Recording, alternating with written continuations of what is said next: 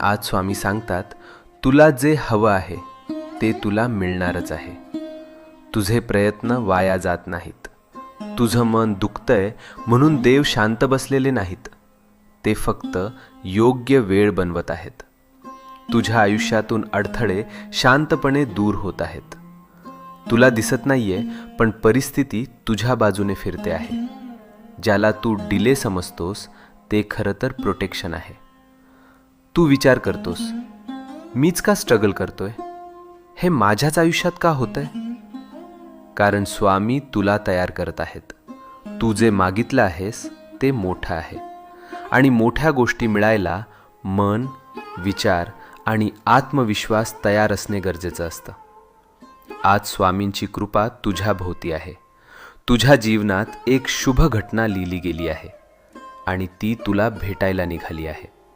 तू ज्या चांगल्या